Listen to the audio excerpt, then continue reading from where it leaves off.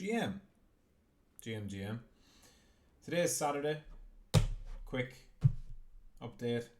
Not going to really look at the market that much since it's a weekend.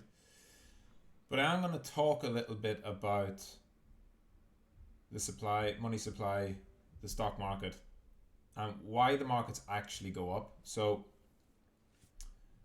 people talk a lot about the Fed funds rate, and that when the Fed cuts rate, it usually leads to a collapse in the stock market, and it leads to prices going down. There's a couple of problems I have with that.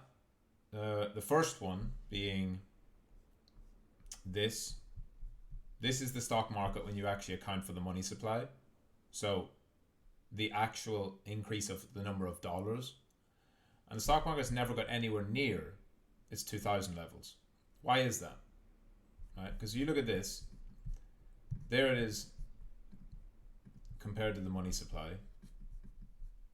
So that's the S&P divided by the US M2 money supply. But here is the exact same chart just off the S&P itself, right? From 1990 to present day. So why did the first one peak here and the second one, so why did the US M2 rated chart peak here and this one is at all-time highs now? Because of money printing. Whenever the stock market was up here in 2000, there weren't that many dollars in circulation. Right? If we could see, let me put an indicator on here to actually show the money supply, and you'll see even more clearly. M2 global M2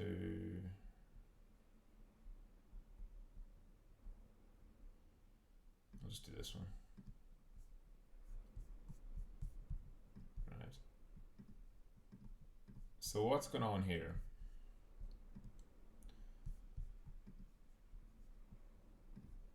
Is that they've increased the number of dollars in circulation. So this only goes back to 2008, unfortunately. But you can see that since 2008, the money supply has gone up. That's monetary inflation. If you print more money, everything else is going to get more expensive. Why?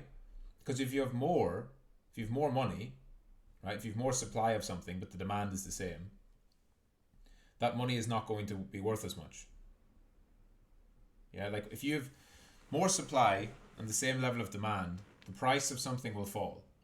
So that's the equivalent of the dollar, right? If you had, I don't know, what would we say? If you had a million people and a million houses, and the cost of a house was $1, if you increase the number of houses to 10 million, the price of each house would drop. So when you have the money supply, the number of dollars, if you imagine a dollar as having value, $1 equaling $1, if you increase the number of dollars, $1 is no longer equal $1. It's not worth $1. So just since 2008, it's gone from basically 4 trillion to 10 trillion by this measure. So that's up 150% just since 2008. So $1 since 2008 has devalued because they've 1.5 times the supply, right? Sorry, 2.5 times, 150%. It's a shame this doesn't go back further, because if you go back even further, it's even lower in 2000. And that's why. The reason why the stock market has gone up in just straight nominal terms is because of all the printing. It has to go up in response to that. But if you've actually owned stocks since 2009, since the bottom, you're up, which is great, but you haven't actually outpaced the level of printing. Your relative purchasing power since 2007 is basically the same. It's only just starting to climb up. And the amount you would have had in relative terms since 2000 is actually down. Now, in reality, that doesn't matter, because what can you own? This isn't to say that owning stocks is bad. Owning stocks has been very good because everything else, apart from maybe real estate, is also down in nominal terms. Meaning, if you've owned stocks since '08 or '09 at the bottom, let's say, you're up 650%, right? So you've done well if you own them from the bottom of 2009. If you just kept cash, you're fucked because the money supply has increased 2.5 times and the stock market's up 6.5 and Bitcoin's up fucking 800,000% or whatever from 2009 when it launched. Gold is up. Property prices are up. The people who get fucked are the people who don't own some kind of asset. So even though they're debasing the currency, if you own stocks over time, you tend to retain purchasing power in relative terms. Even though, when you divide it by the money supply, it's not even back to 2000 levels, you're still better off than the next person who doesn't own stocks. It's all relative. Nobody looks at this chart, and this is the important part to me. No one looks at this chart and thinks it's bad to own stocks. That's a terrible conclusion to come to. Because what else can you own? Right? It's not about... This is just to highlight that stocks are not overbought. They are not super expensive. When you account for the increase of money supply, stocks are just fine. And even if you just take out from 2009, this is the real path of stocks when also accounting for the money supply increase. Which means your stocks are up 200%. So this is the part I want to zoom in and focus on. If you go to 2009, remember the way people will tell you, oh, my stocks are up 650% since 2009. They are, but they also 2.5x the money supply. So in real terms, you're up 200%, which again, 3x. That's great. That's excellent. Because the person who doesn't own assets is not up 3x.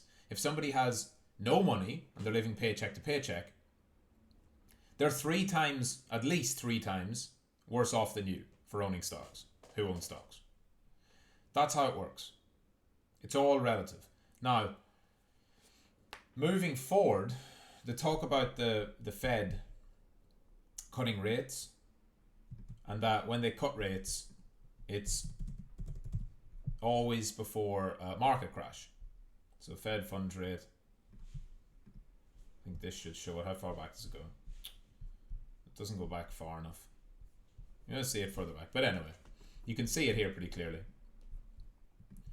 That when the Fed cut rates in 2000, it led to a massive decline. Then the Fed cut rates in 2007, it led to a massive decline. And then the Fed cut rates in 2019, and we went up. Then we went into COVID, which people say was a massive decline, and then the printer started. The problem is, people are, again, it's just like the yield curve. People are looking at the wrong data. And it's the correlation is backwards. People will say, look, every time the Fed cuts rates, the market goes down.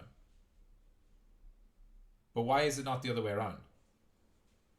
Why is it not that the Fed cut rates in response to an already broken economy? Because that's the truth. It's not the Fed cutting rates that makes the market go down. It's the other way around. The Fed cutting rates makes debt cheaper, eases financial conditions, makes it easier for companies and institutions to borrow.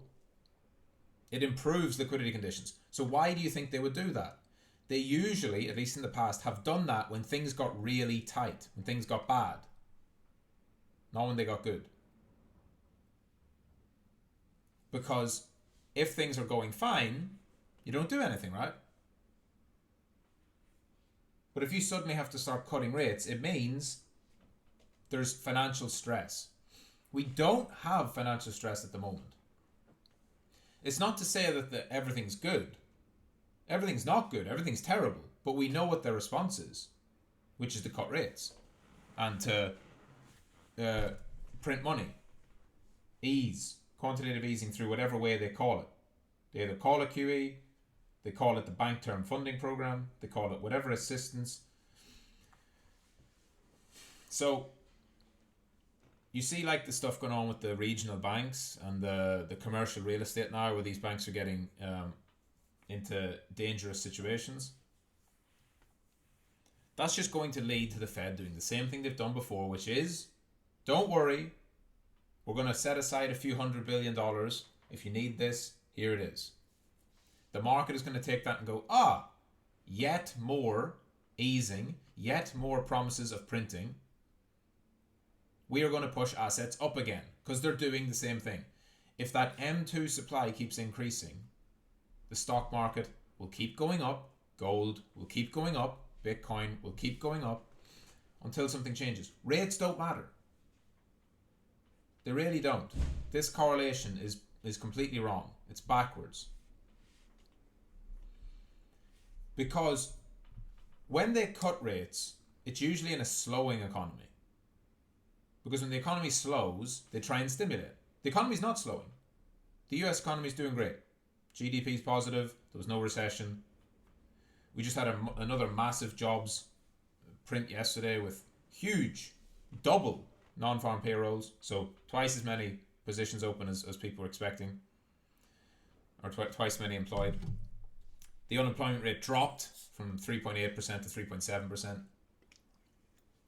Indicating again a strong labour market. So why would they cut rates? Well, what we saw in the markets yesterday is they think they're not going to cut rates now in March because of this. But when you account for inflation, the Fed is actually too restrictive at the moment. You have to remember, inflation, if I can find an inflation measure here, let's get CPI, should be one. I guess I can look at this. No, fuck that. I want it on the bottom.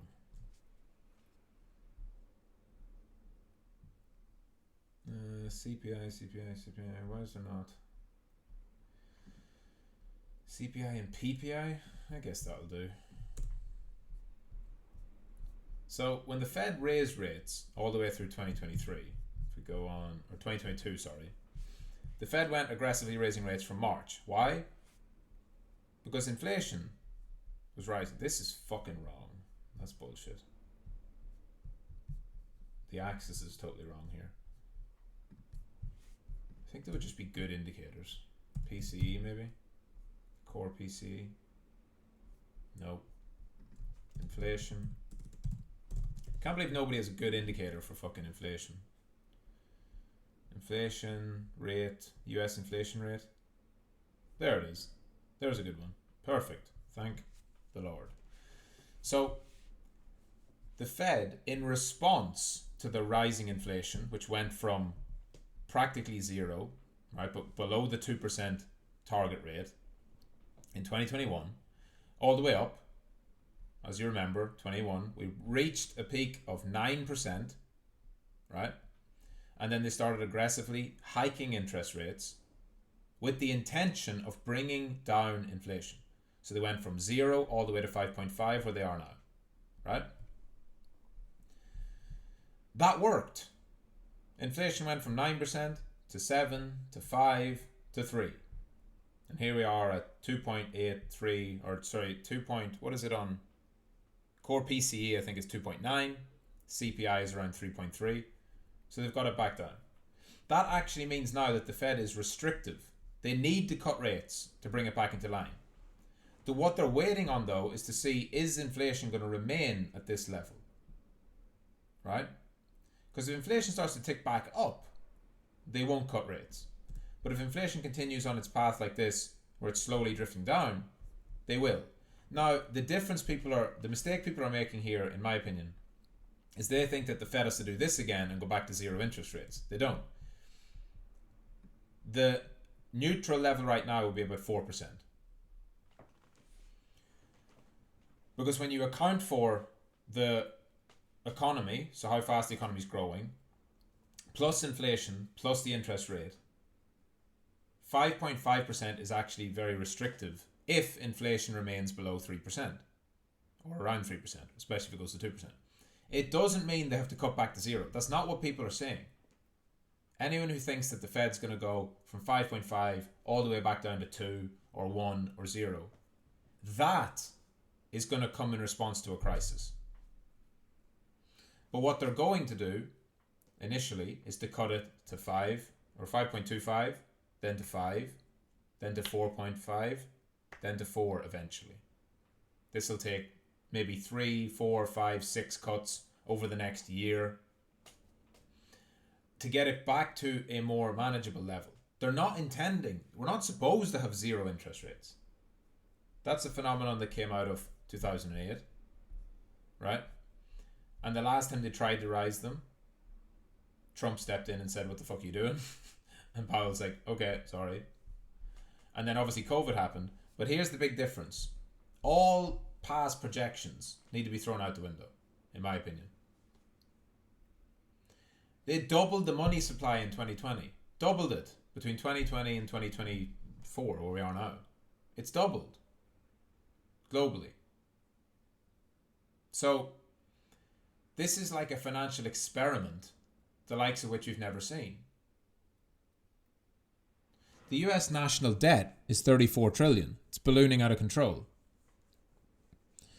So looking back to all these, even the 2% inflation, even the what should the funds rate be, what happens when they cut rates, I think all of this is just using past data to try and predict the future. And we saw with the yield curve that that's just totally wrong.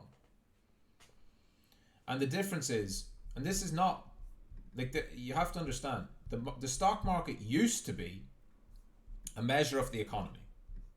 Right? The stock market used to be, if the economy is good, if people are in work, if the companies are making money, stocks will go up. That all ended in 2008.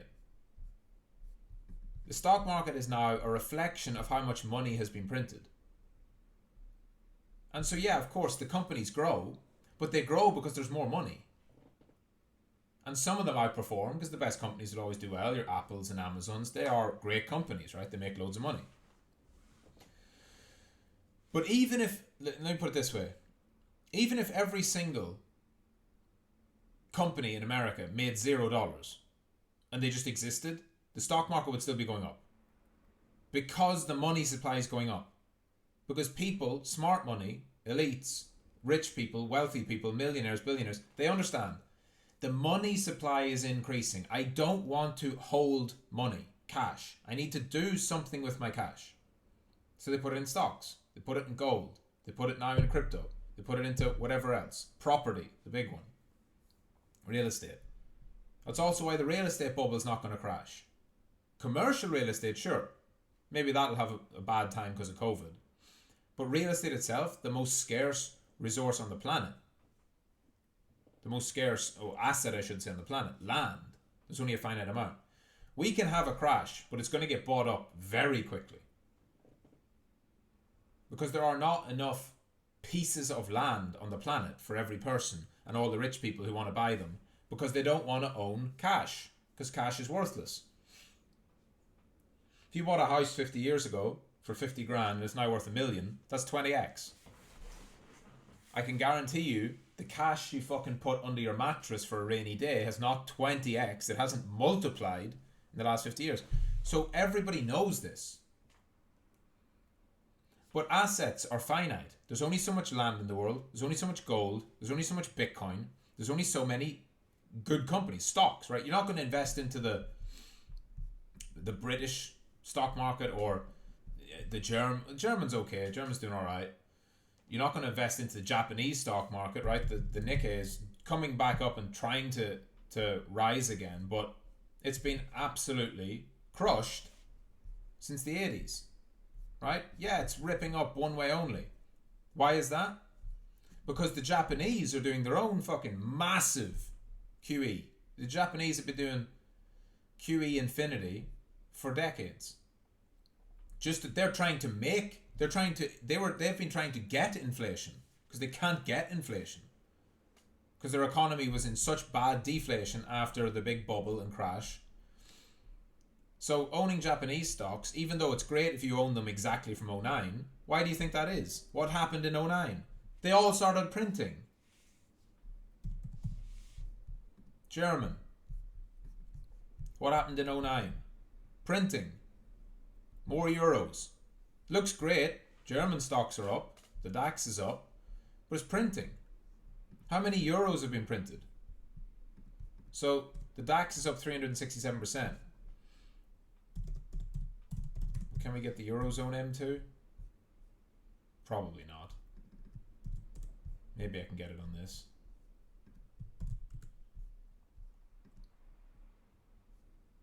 How much is it up since '09? Only goes from 2019. Sneaky fuckers. If anyone can find that chart, let me know. Because I don't need to tell you that obviously there's more euros being printed. You all live in the real world. Not this real world that we're in. The actual real world, right? You all live on planet Earth. You all know that your euro is worth less than it was in '09. Your pound is worth less. Your yen, your dollar. They're all worth less because they've all been printed to some degree. And that's the big thing. So whenever the path of monetary policy is set and fiscal policy, which means that the central banks will print more, the governments will print more to fund government programs, what are we supposed to do? We have to own assets. And as I said, there's only so much land on planet Earth. Not everybody can buy land. So what is the next best thing? Capital markets. Buying stocks, buying stock indexes, buying gold, buying Bitcoin, buying anything. Art. Anything that is somewhat finite, scarce, is going to go up. Not because those things are that great, but because the money supply is increasing. So I fully respect the fact that the markets can go down. They will go down. Right? I'm not saying nothing ever goes up forever. There's just general mean reversion that has to happen. But we know the path now. As soon as there is shock in the markets, the Fed steps in. We see this. The UK did this. This was to November 2022 whenever all the markets bottomed out. October, November was when the UK gilt crisis happened. And the Bank of England stepped in and basically averted a financial disaster. And that was exactly when the Fed switched their own policy and became less restrictive on the monetary side. Because they have to. They understand that if they don't, it's all going to break. So I'm not saying it's a good system. It's a fucking terrible system. It's absolutely broken. But if we know the only response currently to that system is to own assets, then we need to own assets. That's just it. It's simple as. And that's why Bitcoin exists. It's outside of that system. And there's another, I don't know if I can find it. The Venezuelan stock market. I wonder what the ticker would be for the Venezuelan stock market. Because this will really show, like, let me see Venezuelan money supply. Right, so there's the Venezuelan money supply, right? So I think you all understand. Everyone knows there's hyperinflation in Venezuela, yeah? Where it's gone from fucking $1 billion or whatever to 65 billion in like a year. Yeah?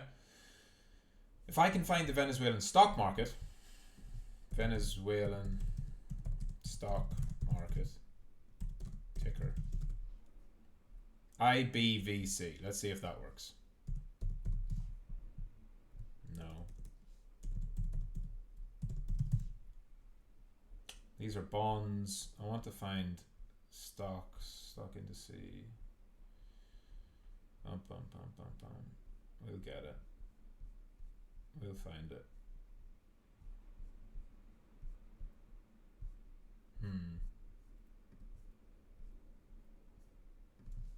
Biggest Venezuelan stocks.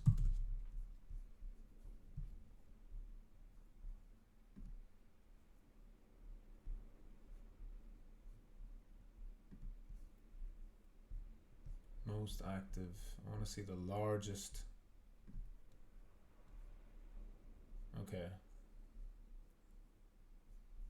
Banco Provincial, BPV.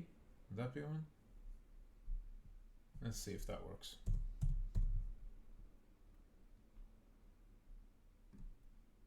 There you go.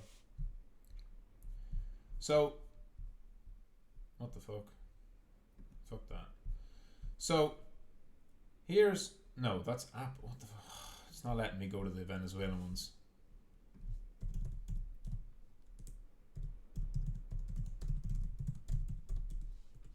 Maybe there's a chart here somewhere.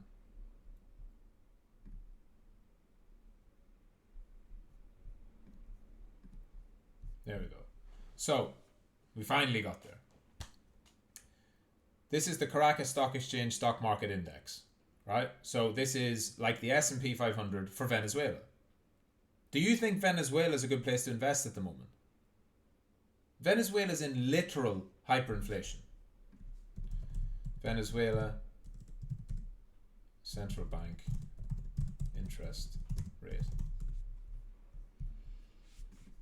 56%. Remember, it's 5.5 in the US and people are freaking out. 56%. Every year, the money is just getting crushed. The value of Venezuelan bolivars is plummeting through the floor.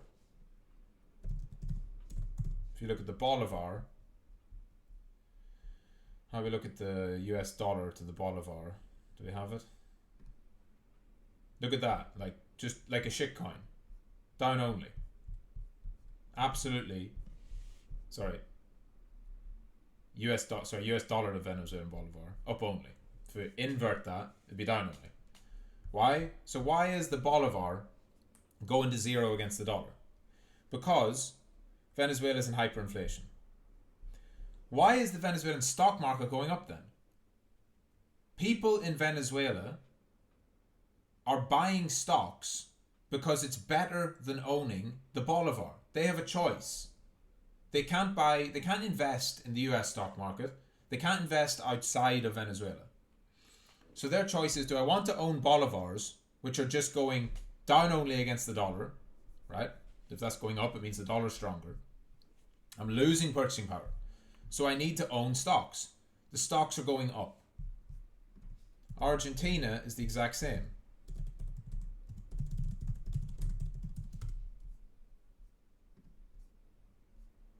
Argentinian stock indices are the exact same. Up only. Up only. Do you think Argentinian stocks are good? Or is it because the Argentine peso, if I can find whatever the fuck that is, against the dollar,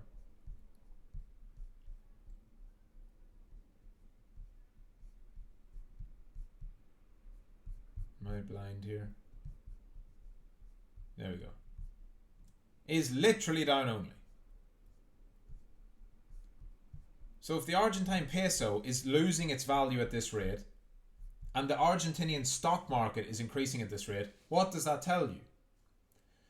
Argentinians would rather own the stocks than the peso.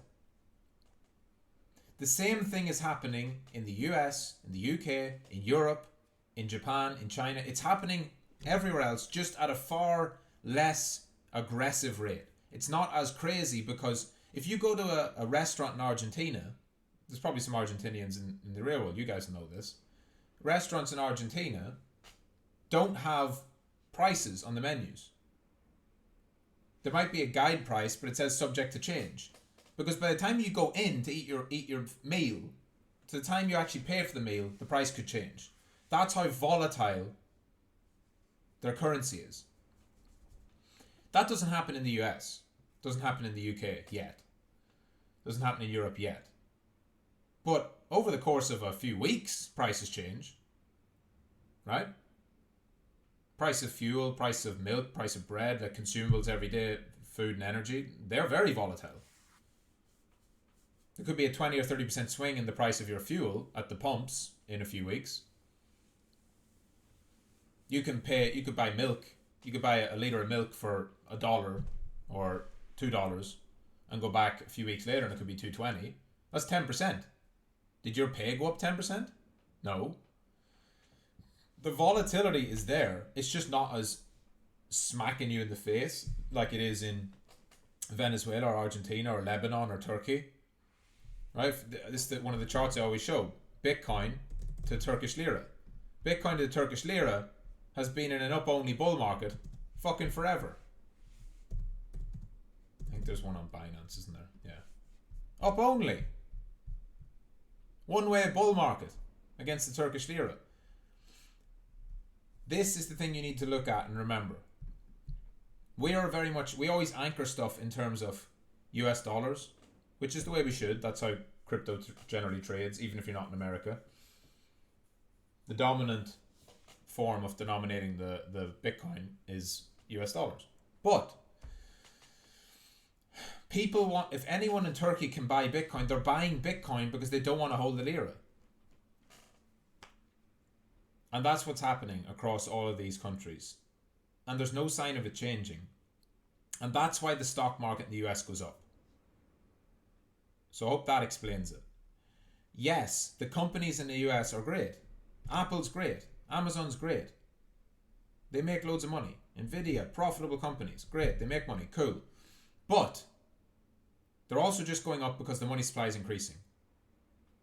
Just like you wouldn't say that whatever Venezuelan company is not making record profits. The Argentinian companies aren't the top companies in the world. Yet their stock market's insane up only. Because it's denominated in bolivars. Because if they sell those stocks, they don't get US dollars, they get bolivars. And then if they sell into bolivars, next week, the bolivar's down another 10%. So they don't do it, they don't sell. So what does that mean? They're buying and not selling. If you buy something, if everyone buys and doesn't sell, it's going to go to the fucking moon. You've only got buy pressure, no sell pressure. That's how you get these fucking crazy charts. So there's a very, like a much more condensed form of that happening in the US and in Europe, in Germany at least, in Japan as they're trying to run it up.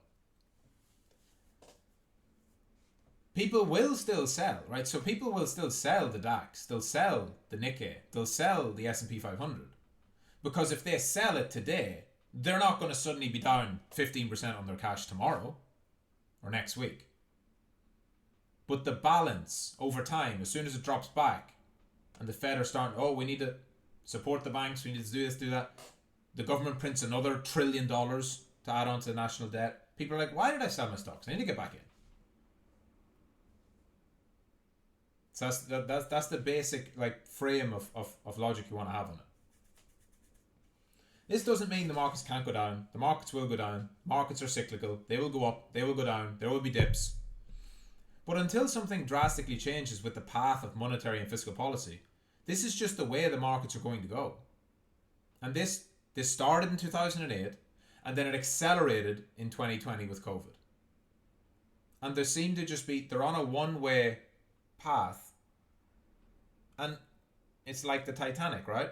It's heading for the iceberg, but you can't. So that's why people want assets. That's why the markets keep going up. That's why Bitcoin exists. And that's why I think Bitcoin's just going to keep going up. So, GM, see you later on the live stream.